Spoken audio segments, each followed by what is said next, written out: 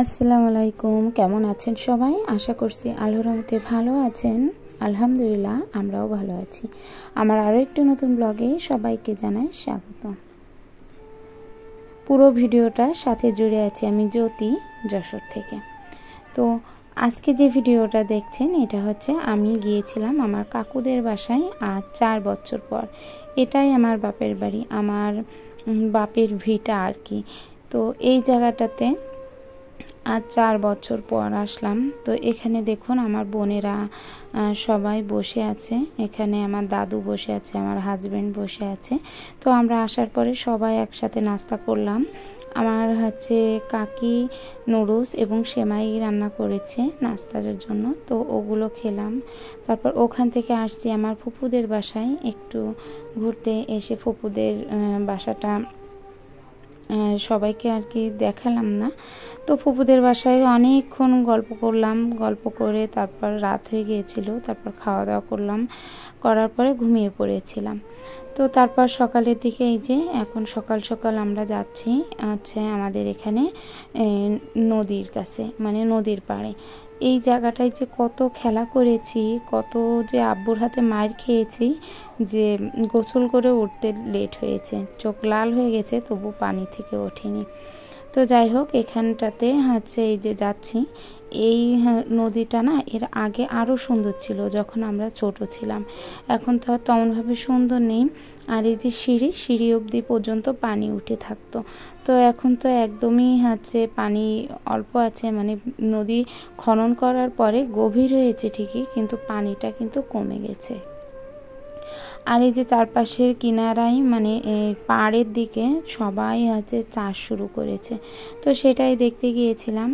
আর এই ভিডিওটা করা হচ্ছে পুজোর ভিতরে, মানে যেদিন দশমী পুজো হবে সেই দিনের সকালবেলা। তো দশমীতে তো হচ্ছে এখানে বড় করে পূজা হয়, আর পূজার হচ্ছে প্রতিমা এখানে ডোবানো হয়। তো সে কারণে সকাল সকাল আমরা নদীটা দেখতে গিয়েছিলাম, যেহেতু পরে আর পারবো না। তো ওখান থেকে হচ্ছে চলে আসলাম আবার। এসে একবার শুধু এই বাড়ি, একবার শুধু ওই বাড়ি। আসলে বেড়াতে গেলে স্থির হয়ে কোথাও কিন্তু সেভাবে থাকা যায় না। আর এই যে রোডটা দেখছেন, এটা আমার ভীষণ প্রিয় জায়গা। মানে নিজের জন্মস্থানের প্রতি আলাদা একটা আগ্রহ থাকে। তো এই জায়গাটায় আমি বড় হয়েছি। তো আমরা যখন ছোট ছিলাম তখন এতটা উন্নত ছিল না এখন যেমনটা হয়েছে। তবুও আমাদের সময় যেমনটা ছিল সেটাও আমার কাছে ভীষণ প্রিয় ছিল। আমাদের এই পুরো এলাকাটা, তারপর এই সেই রাস্তা, প্রত্যেকটা জিনিস যেন আমাকে খুব মায়াই টানে। তো এই জন্য আমার খুব মানে একটা দুর্বলতার জায়গা আমার এই জন্মস্থানে, এই মানে আমরা যে পাড়াটায় থাকি এই পাড়াটার প্রতি। আর এই যে গেটটা দেখছেন, এটা হচ্ছে আমার ফুপুদের বাসা। তো এখানে বর্তমানে আমার ফুফাতো ভাই থাকে, আর আমার ফুপুও আলাদা আর একটা বাড়ি আছে, সেখানেই থাকে। তো এই রোডে যাচ্ছে, এই সামনেই আমার কাকুদের বাসা। আর এই যে পাশে একটা বাড়ি দেখছেন, আর সোজা যে রাস্তাটা চলে গেছে গলিতে, ওটা হচ্ছে আমার ফুপুদের পারিবারিক কবরস্থান। তো এই জায়গাটাতে আমার আব্বু, আমার ফুপু এবং আমার কাকু, এই 3 ভাই বোন থাকতো। তো তার ভিতর আমার আব্বু এই দুনিয়া ছেড়ে চলে গেছে, আর বাকি আছে আমার ফুপু এবং আমার কাকু। আমি দোয়া করি আমার ফুপু এবং কাকু সবাই যেন সুস্থ থাকে এবং ভালো থাকে।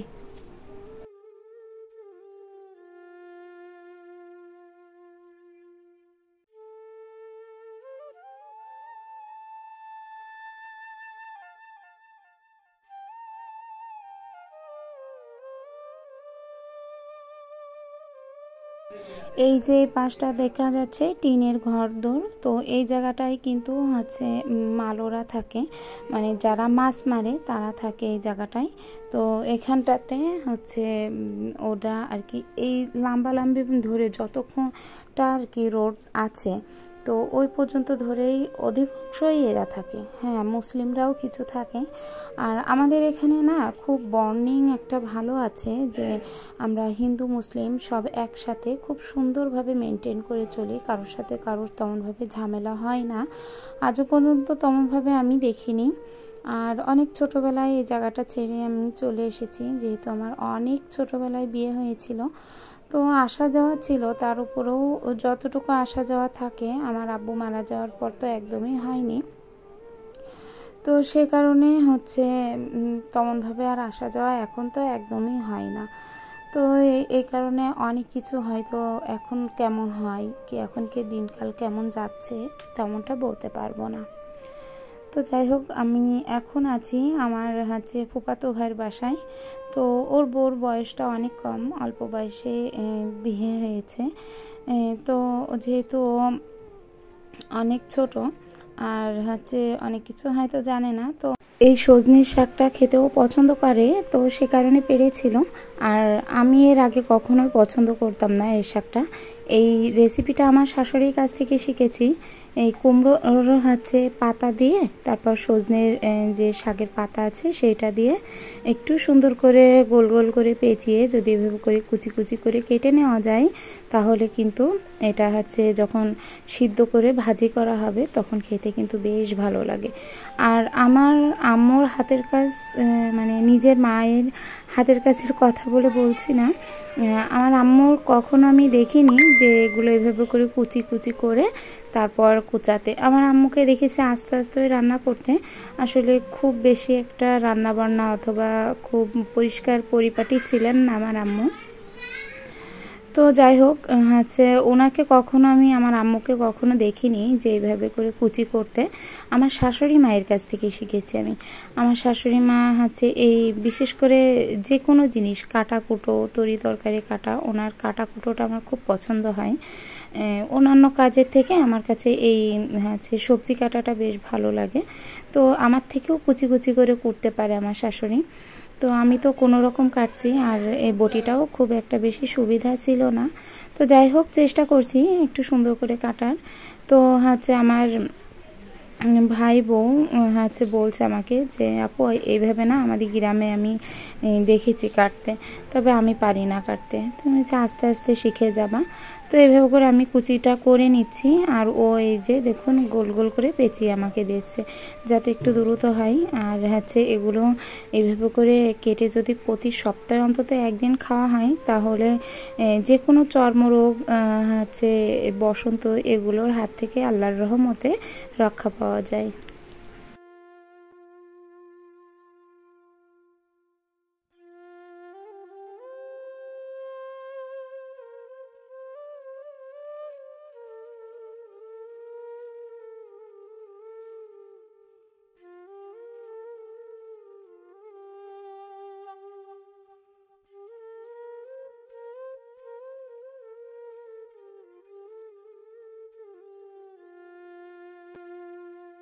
দুপুরের খাওয়া দাওয়া কমপ্লিট হয়ে গেছে আমাদের। আর আমি কোনো খাবার দাবারে ভিডিও করিনি, কারণ হচ্ছে সবাই তো ভিডিও করাটা আর কি পছন্দ নাও করতে পারে। তো সে কারণে হচ্ছে আমি ওইটা স্কিপ করে গেছি। আর যেহেতু আমরা সবাই একসাথে খেতে বসি, ওখানে এইভাবে করে ভিডিও করাটা আর কি সুবিধা মতো হবে না, আর হয়তো ঠিকঠাকভাবে করতেও পারবো না। তো সেক্ষেত্রে আমি আর ভিডিওটা করিনি, যেহেতু বাচ্চা কাচ্চা আছে তাদের নিয়ে অনেকটা ঝামেলা। আর আমরা আজ কিন্তু 25 জন একসাথে মানে হব, আজ না কাল হব। তো হচ্ছে এই যে আগের দিন যেদিন হচ্ছে অনুষ্ঠান আর কি মেন, আমরা পুরো পরিবার মিলে একটা পিকনিকের আয়োজন করা হয়েছে। পুরো পরিবার না, উদ্যোগ নিয়েছে আমার সেজে কাকু এবং আমার ফুফাতো ভাই দুইজনে মিলে। আর সবাই আর কি মেহমান হিসেবে এসেছি আমরা। তো এখানে দেখুন আমরা হচ্ছে সন্ধ্যার সময় একটু ফুচকা খেতে যাওয়ার ইচ্ছা ছিল, তো ওটা তো আর সম্ভব হচ্ছে না, কারণ বাইরে আজ হচ্ছে দশমী, মানে ঠাকুর ডোবানোর দিন আর কি, হিন্দুদের যে প্রতিমাটা ডোবায়। তো সেটা বাইরে ভীষণ পরিমাণে নাচ গান অনুষ্ঠান হচ্ছে, রীতিমতো তাদের পুরোপুরি হচ্ছে সেই প্রতিমা নামানো শুরু করে দিয়েছে। তো সে কারণে আমার হচ্ছে ভাইকে বললাম যে তুই একটু যেয়ে কিনে নিয়ে আয়, আমরা সবাই বোনেরা মিলে একসাথে ঘরে বসেই খাবো, আমরা তো বেরোতে পারবো না। তো ও হচ্ছে টাকা নিয়ে গিয়েছিল, আর এদিকে আমাদের জন্য কিনে কেটে এনেছে। আমরা এখন সবাই মিলে, মানে আমরা আপাতত আছি 6-7 জন মতো তো আছি। তো হচ্ছে সবাই মিলে এই যে একসাথে আমরা এখন ফুচকা বানাচ্ছি আর হচ্ছে খাচ্ছি। আর এদিকে চটপটি ঢালছে আমার আর একটা বোন। তো আমাদের দুই বোনের বাচ্চা কাচ্চা নিয়েই আমরা আছি, দুইজনে দুইটা, আমার দুইটা আর ওর দুইটা, 4টা বাচ্চা কাচ্চা, আর সবাই অবিবাহিত। তো সবাই মিলে একসাথে আমরা যেখানেই যাই এই বোনেরা সব একসাথেই হচ্ছে আসি, ঘুরি এবং বেড়াই আর খুব আনন্দ করি। তো এটাই সারাটা বছর কষ্ট করে হচ্ছে থাকলেও সংসারে যাই হোক ভালো মন্দ সব কিছুর ঊর্ধ্বে গেলেও এই যে টাইমটুকু একসাথে হই, বছরে হোক 1 বছরে 2 বছরে অথবা 3-4 বছরে এই যে একসাথে হয়েছি, এটার মানে আনন্দটাই অন্যরকম।